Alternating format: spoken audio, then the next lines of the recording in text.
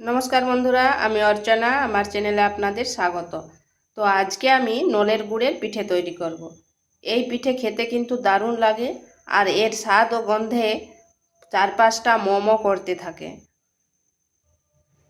এই পিঠে যে একবার খাবে সে বারবার খেতে চাইবে, আর এটা খুব সহজে এবং তাড়াতাড়ি হয়ে যায়।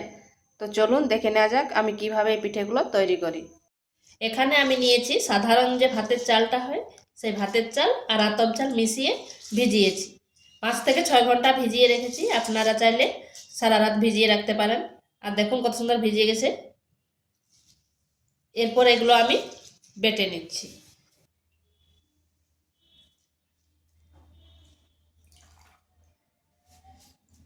আমি শিলনোড়াতে বাটছি, আপনারা চাইলে মিক্সিতেও বেটে নিতে পারেন।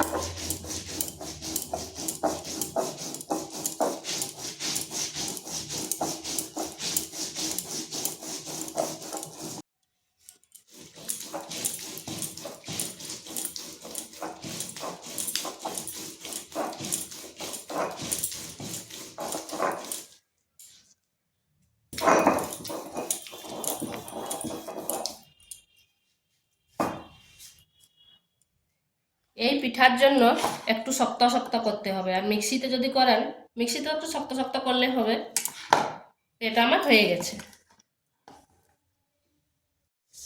এখানে একটা কড়াই বসিয়েছি, সেটা আমি জল গরম করে নেব।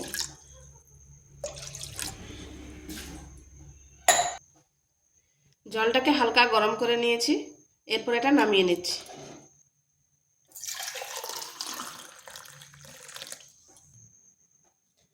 এখানে যে চালের বাটাটা এরকম শক্ত শক্ত করে বাটতে হবে, আর এটা শিলনোড়াতে বাটলে ভালো হয়, আর মিক্সিতে যদি বাটা হয় তাহলে এইরকম মানে মিহি হবে না, একটু কেমন দরদরে ভাব থাকে।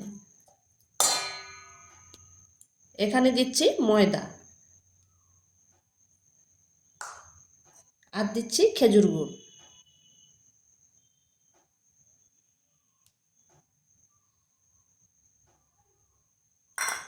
এরপর এটা ভালোভাবে মাখিয়ে নিচ্ছি। এখানে দেবো পরিমাণ মতো লবণ।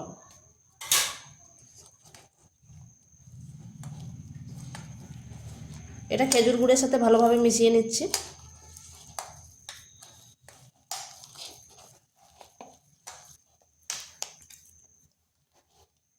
এখানে আপনারা চিনি দিয়েও করতে পারেন, কিন্তু খেজুর গুড় দিলে তার গন্ধ আর স্বাদ দুটোই আলাদা হয়। আর এখন তো শীতকাল, খেজুর গুড় চারদিকে পাওয়া যাচ্ছে। এরপর এই গরম জলটা দিয়ে একটা ব্যাটার তৈরি করব।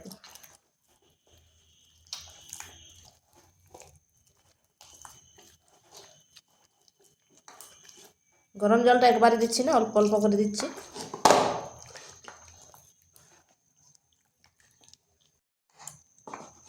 ব্যাটারটা ঠিক এরকম থকথকে হবে, এই দেখে তো ঠিক বুঝতে পাচ্ছেন। এরপর একটু ফেটিয়ে নিতে হবে এইভাবে।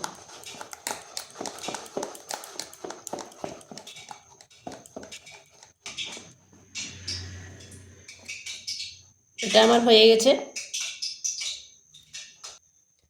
এখানে কড়াইতে তেল দিয়েছি, এরপর এক হাতা দিয়ে দিচ্ছি।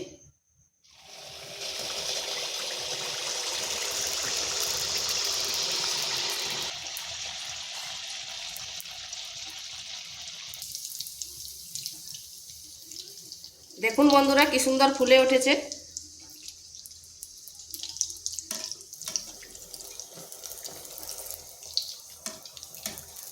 এত ফুলেছে, ফুলে করে ফেটে যাচ্ছে দেখুন। এরপর উল্টো পাশটা ঘুরিয়ে নিচ্ছি।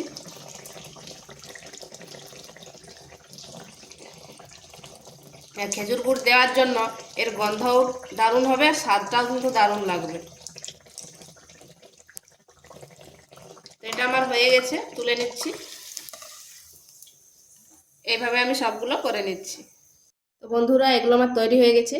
দেখুন কি সুন্দর হয়েছে, আর কত ফুলেছে, আর কত সফট হয়েছে।